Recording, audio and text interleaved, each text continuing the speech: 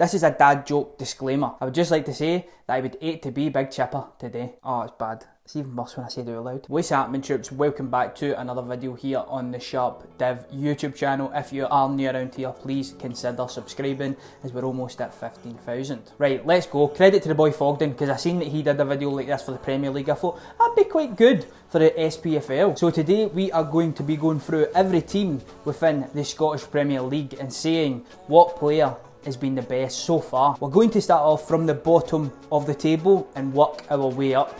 So we'll start with Hamilton Academical. Now I'm not going to lie, it was kind of difficult picking a player out of this very talented bunch. And you might be thinking, Div on average this season, they've conceded 2.8 goals a game. There's no way that you can choose a defender. And I had the same thinking. So I went to the midfield, I said, is there anybody in here that could be the best player so far? No. I went to the strikers, I said, is there anybody in here that could be the best player so far?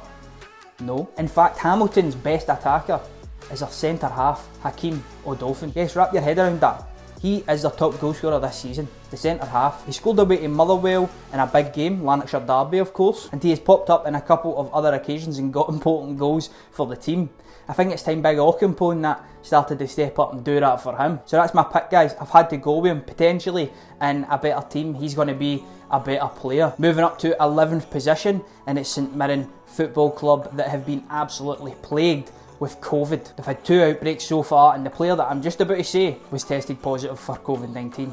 And that is the man, ex-Rangers player, Jack Alnwick. You've got to be lying if you say that he's not been impressive this season. Some of the saves that he's pulled off, you've just thought to yourself, wow, he could be the difference between St Mirren staying in this league or going down at the moment, because they're not scoring goals, and he, in his 8 games that he's played so far in the league, has kept 3 clean sheets, which is actually really impressive for a team that are languishing 11th in the table. And for me this season, he's shown what a good goalkeeper he actually is. Moving up to 10th position to Livingston FC, I'm actually going to go with an attacking player, and that is a man that is playing his first season in the top flight of Scottish football. He's only 24 years of age, and he does have a very famous brother, and that is Alan Forrest. I think at 24 years of age, he's still got amazing potential, can still go on to be bigger and better, and so far he's chipped in with 3 league goals, which is going to be really important for midfielders and people that are a wee bit higher up the pitch for Livingston to do this season.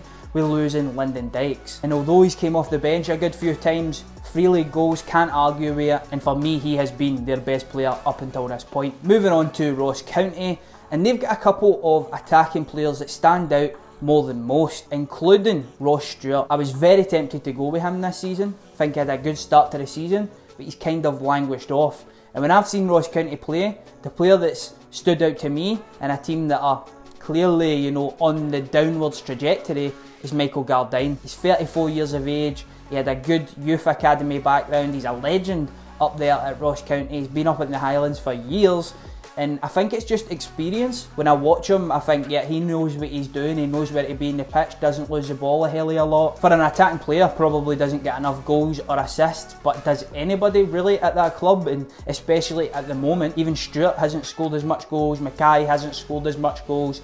So for that reason, I'm going with the experience and the nice on the eye stuff from Michael Gardyne. Moving one up to St Johnstone, and this is a team that I actually backed to go down, to finish 12th, rock bottom. They're not pretty on the eye going forward, that's for sure, but what they've done is it made them hard to beat. They just don't concede a lot of chances, and when that happens, you're always potentially going to get your own. If you can take it, it's 3 points and up the road, shiver shit in bed. And one of the players that I think has stood out, he's put in a few man of the match performances, he's actually got his first goal at the weekend, and that's Danny McNamara, the fullback. He's only 21 years of age, plays for the Irish under-21s. So far this season, when I have seen him, he's looked very solid defensively, and he's got a wee bit about him going forward as well. If he can grow on that, he could potentially go to the next level, move on for a club like St Johnstone to a bigger one. Moving up to 7th spot, and it is Motherwell. It's a team that did not start the season very well, but going into that Celtic game at the weekend, they had 4 wins in 5 games. But there has been one player that has really impressed me. I've spoke about it in previous podcasts as well,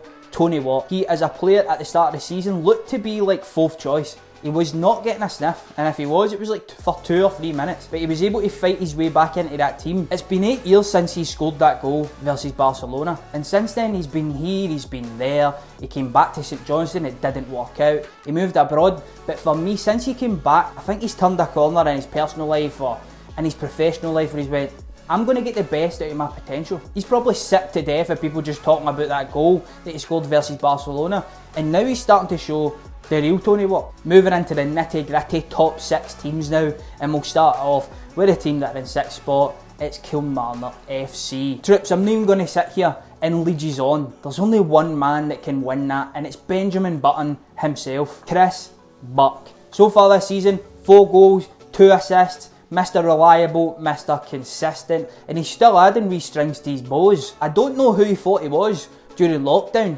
practicing this mad Ronaldo free kick technique. It's actually working. Like, he's added that to his game now. It's quite mental, really. They always say you can't teach an old dog new tricks, but he keeps surprising us, and to be honest, can't expect nothing less from Benjamin Button himself. The next player is another easy choice for me. It's Nicky Clark from Dundee United. He done a job in the Championship, and everybody knows his past when he was at Rangers. He never really lived up to that potential that we thought that he had. Everybody always brandished him a lower league player, and even at Dundee United when they came up, everybody just looked at that man's Lawrence Shankland and thought, he's going to be the man. He's going to do it this season. Nah. 5 league goals for him so far this season. A couple of them have been penalties, but who cares? When they're in the back of the net, that's all that counts. The reason that I think that Nicky Clark is scoring quite a lot of goals for a team that aren't creating a lot of chances is that work ethic. Is that work ethic that you've seen if you've watched Nicky Clark a lot. And see, when you put in that type of work ethic, usually good things come.